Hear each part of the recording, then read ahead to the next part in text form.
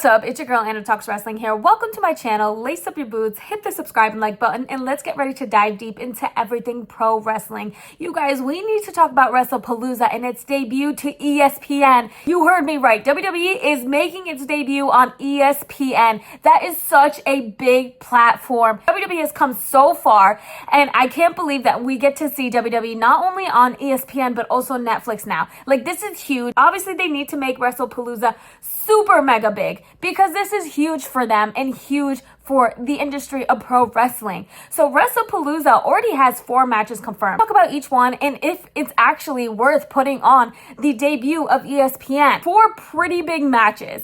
And we should also talk about the potential matches that still could be added to this card, but I still feel like there's definitely got to be 1 or 2 matches, maybe even 3 being added to the card. Who knows? There are some superstars that should definitely be making this debut with WWE on ESPN. That being said, let's talk about the matches that are confirmed first. Obviously, we have the Beast, Brock Lesnar versus the man in his final run, his retirement, his farewell tour, the GOAT, John Cena. That match alone is freaking humongous. Like, that is such a great match to put on this card, given the fact that Brock Lesnar has returned to WWE. He made his return at SummerSlam, which I'm so grateful that I was there in person for. Guys, the crowd was crazy electric. The return was insane. Probably one of the best in WWE, maybe one of the best in pro wrestling history. Brock Lesnar is returning to have his first one-on-one match back with John Cena.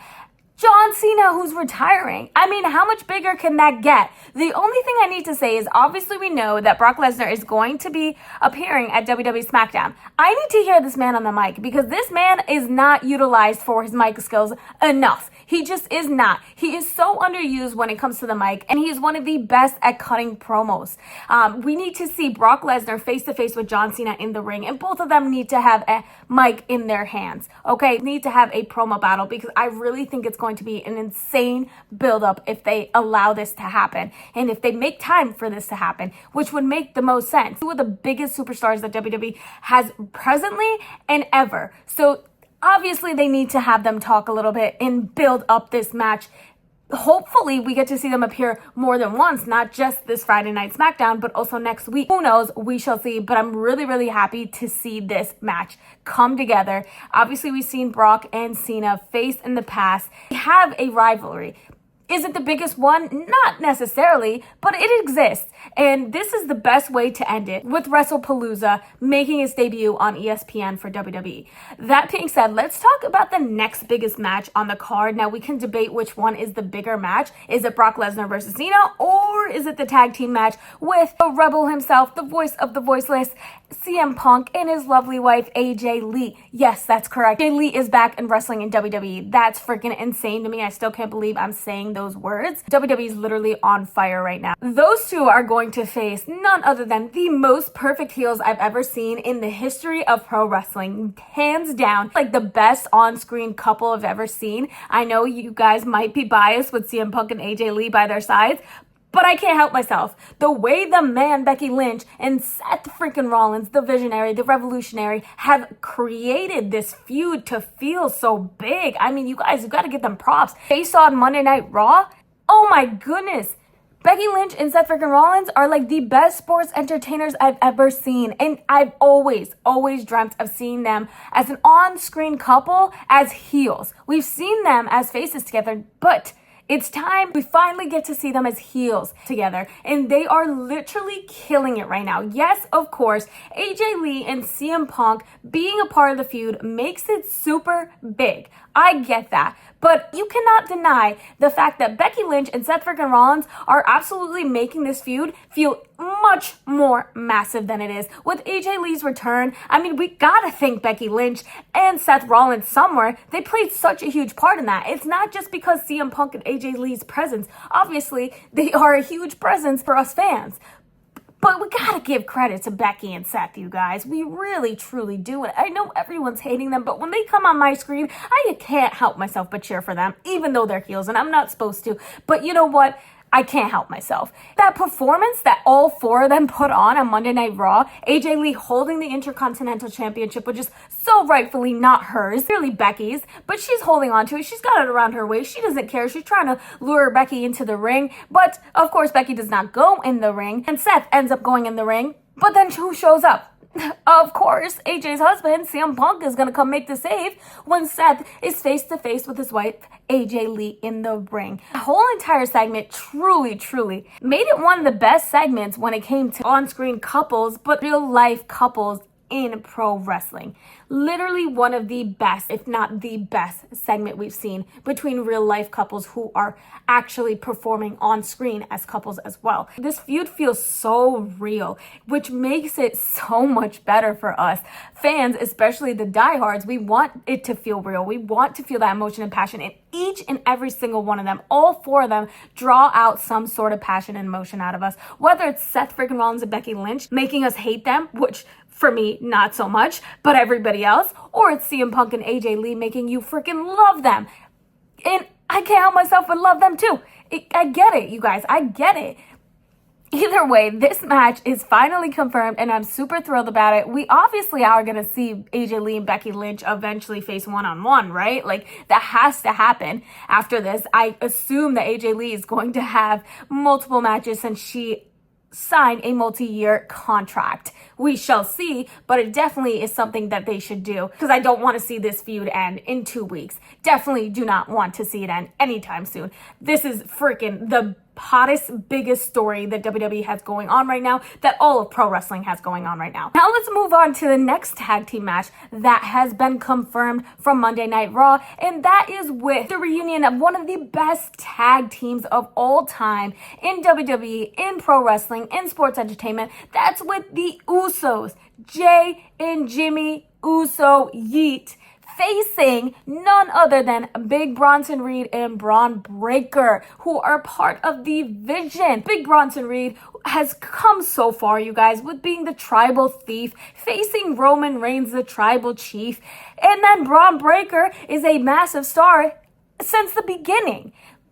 And I'm so happy to see that WWE is throwing these guys on the mic way more, and we're seeing way less of Paul Heyman, the wise man, repping these guys on the mic. I don't want to see that. Every single member in the Vision has incredible mic skills. Nobody needs anybody to talk for them. Truthfully, now that I see Bronson Reed talking on the mic more, this guy is incredible, you guys. How did we not know this? How did WWE not let this happen for so long? This faction, this group, the Vision, has really brought out a lot of charisma out of him. And also Bron Breakker. Bron Breakker already had it, already got to show that a little bit prior to the Vision.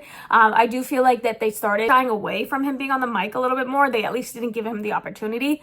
So I'm glad that we're starting to see that again. It's feeling like the Vision is actually one of the best freaking things ever, especially with Becky Lynch kind of being a member with them. I don't know if it's quite official because we haven't seen them as a group together with Becky Lynch in there, but I would love to see that. I would love to see the whole entire group of Becky Lynch, Seth Rollins, Bronson Reed, and Bron Breakker all come together. Heck, you can throw Paul Heyman for the segment. I don't care. That's a dream segment I would love to see, is that entire group, the Vision, that entire faction standing in the ring. That would be freaking awesome. I mean, heck, let's have it happen at Monday Night Raw before WrestlePalooza. That is the way to do it, because all four of them have a match going into WrestlePalooza. So let's make that happen. I bet you it would be a super big segment if they actually think about doing this. WWE, please give me the pen and paper, because I think I'm writing up a pretty good build up before WrestlePalooza.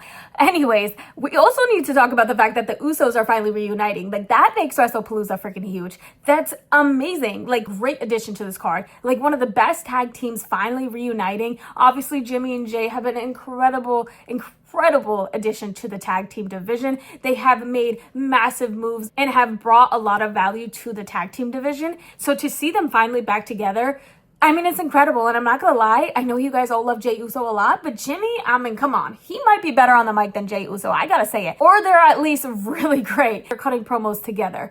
Either way, I really noticed Jimmy's mic skills. I've noticed it before. Jey Uso became Yeet Jey Uso and became the champion. I really have seen Jimmy's mic skills also. I'm a huge person when it comes to storytelling, and you can speak that story to life. As you can tell, that's one of the things that I love about the buildups of pro wrestling. I really, really look into when it comes to a buildup for any matches. And it's one of the things that I really look forward to and critique when it comes to it. And that's why I'm sitting here critiquing it, because I really think an important factor to the buildup of wrestling. I really truly believe you can sit down a non-wrestling fan, somebody who's never seen wrestling, you can show them the best promo battle of all time and they will be into it. I truly think that is just how important it is. I really think anybody could become a fan if they just gave it a chance by sitting down and showing them even just promo battles. All right, so this last match that's confirmed, I'm not going to lie, I'm not as into.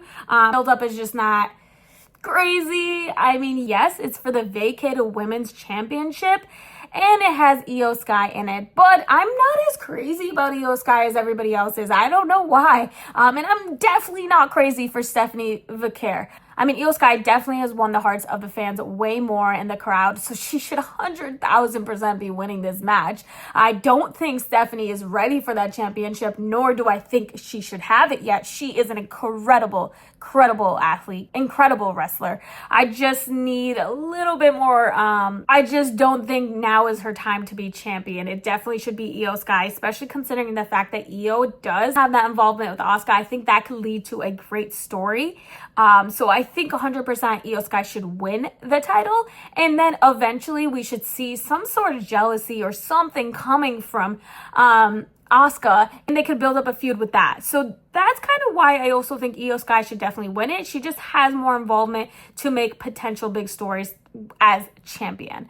Still super excited to see these two women, incredibly talented women, face for the women's championship. This is huge for both of them, regardless. And what better way than putting it on WrestlePalooza, right? That being said, we need to talk about the fact that the American Nightmare Cody Rhodes should be showing up to WrestlePalooza. According to sources with Triple H, if Cody Rhodes does show up to WrestlePalooza, if he wrestles, potentially, who should he face? I mean, it's pretty obvious, you guys. Scottish Warrior Drew McIntyre beat the crap out of Cody Rhodes. This is the poster boy, the baby face of the company, quite literally the face of the company. Cody Rhodes needs to be on WrestlePalooza when it debuts to ESPN. That 100% needs to happen. With that being said, who would Cody Rhodes face? Obviously, Drew McIntyre beat the crap out of him, as I just said. That would be a huge match. I think that would be great. We do need to see some sort of build-up happen for it. We do need to see Cody come and actually build the match up a little bit more. We need to see him on the mic at least once. We need to see him in the ring face-to-face with Drew at least once, right? Like, it's WrestlePalooza. You guys need to make this huge. You need to have these guys face-to-face at least once on either Monday Night Raw or WWE SmackDown. Does not matter. It needs to happen. Drew McIntyre should 100% have a match regardless. I mean, he is such a huge part of WWE. He's such a huge superstar. Drew McIntyre needs to face somebody. If not Cody Rhodes, who else could Drew face? I mean, I guess you could throw Randy Orton in there. He doesn't have a match. Randy Orton is also another person that should be on this match card, and he should be a part of the show, 100%. I don't know if they will get Randy on that show, but if they do and Cody Rhodes isn't facing Drew, then they can have him face Drew McIntyre. Otherwise, I don't really know what other storyline he could really be in. Like, they would have to throw something quick together, or at least somebody that he's had previous maybe interactions with. Some honorable mentions that haven't had a match confirmed, don't really have storyline going for them.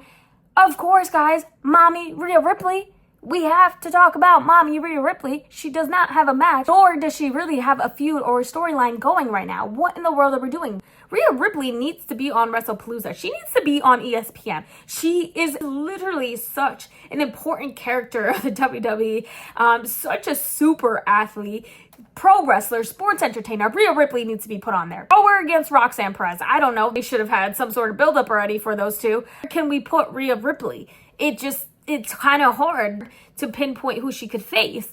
That's why I say somebody like Roxanne Perez, because I think eventually those two are going to face each other, but who knows. Another honorable mention, obviously, is the U.S. champion, Sami Zayn, which, if you ask me, I don't think should be U.S. champion. I think either Solo Sikoa, the real tribal chief, or Jacob Fatu need to be U.S. champion. Unfortunately, though, for some reason, WWE gave it to Sami Zayn. Doesn't really make sense to me. I'm not really for it. But here we are. It's WWE. Everything is supposed to happen for a reason, right? Who knows? I think Sami Zayn will get a match at WrestlePalooza. Probably, most likely not. Especially since he's doing open challenges like John Cena used to do as he faced Cena on Monday Night Raw with an open challenge of the US Championship. So it was pretty cool to see Cena wrestle on Monday Night Raw. That was pretty cool. Is it going to be the last time he wrestles on Monday Night Raw? Who knows? Let's just talk about Sikoa and Jacob Fatu for a second. I know that maybe everybody wouldn't agree with me with them being on WrestlePalooza, but I think at least one of them should be. I mean, a lot of the crowd loves Jacob Fatu. I do think Solo has come very far with his wrestling career already.